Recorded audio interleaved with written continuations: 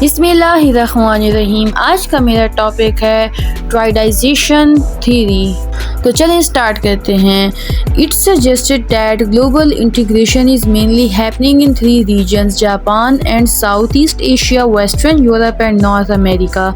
It argues that outside of these areas the effect of globalization are not as significant.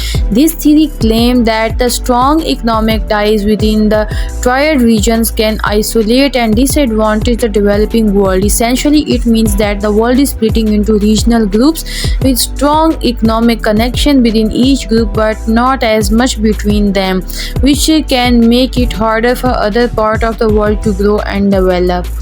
अभी स्ट्राइडाइजेशन theory में ये कहा जा रहा है कि जो ग्लोबल इंट्रैक्शन है वो इस सारी दुनिया में सिर्फ 3 जगह पर हो रही है। एक जापान और साउथ ईस्ट एशिया पे, वेस्टर्न यूरोप में और नॉर्थ अमेरिका पे। मतलब इन जगह पर ग्लोबल इंटीग्रेशन और ग्लोबल इंटरकनेक्टेडनेस बहुत ज़्यादा है।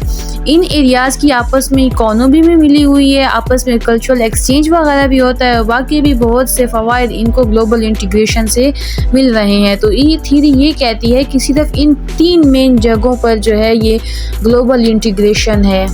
यही इन 3 एरियाज़ की ग्लोबल इंटीग्रेशन आगे जाके जो है वो रीजनल इंटीग्रेशन बन जाती है। मतलब कि ये तीनों एरिया जो हैं इनके एक दूसरे के साथ इकोनॉमिक टाइज़ हैं और इन्हीं टाइज़ की वजह से जो बाकी जो अदर कॉन्टिनेंट हैं, बाकी कंट्रीज़ हैं, वो सफ़र हो रही हैं। मतलब कि इन्होंने आपस में अपने इतने स्ट्रॉन्ग इकॉनमी कर दी है कि जो बाकी हैं वो सफ़र्ड हो रहे हैं। जैसे अफ्रीका हो गया, बाकी ये साउथ एशिया हो गया, इसके अलावा मिडिल ईस्ट हो गया और बाकी अरेबियन कंट्रीज़ भी इसमें आ जाते हैं। मतलब कि बाकी जो हैं वो सफ़र्ड हो रहे हैं कंट्रीज़ और सिर्फ यही 3 जो मेन रीजन है इनमें जो कंट्रीज़ हैं वो आगे जा रही हैं और इनकी स्ट्रॉन्ग इकॉनमी की वजह से बाकी डिसएडवांटेज्ड ग्रुप बने जा रहे हैं। It mean that world is splitting into regional groups.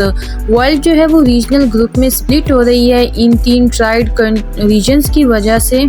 और क्योंकि इनके आपस में जो कनेक्शन है तो फिर वो ज़्यादा डोमिनेंट, यही 3 मेजर एरियाज ज़्यादा डोमिनेंट करते हैं वर्ल्ड को, ज़्यादा अपनी इकॉनमी को बूस्ट कर रहे हैं। जो बाकी कंट्रीज़ हैं उनकी डिसएडवांटेज एक्सप्लॉयटेशन हो रही है और उनको इतना मौका फराहम नहीं होता कि वो बाकी कंट्रीज़ की तरह डेवलप कर सकें।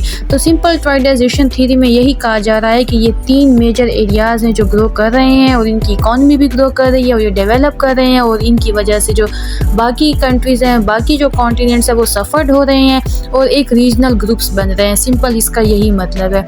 इसके अलावा इस तरह की बाकी मज़ीद टर्मिनोलॉजीज़ को समझने के लिए चैनल पर विजिट कीजिएगा, वीडियो को लाइक कर दीजिएगा एंड चैनल को सब्सक्राइब कर दीजिएगा। Thank you so much. अल्लाह हाफिज़।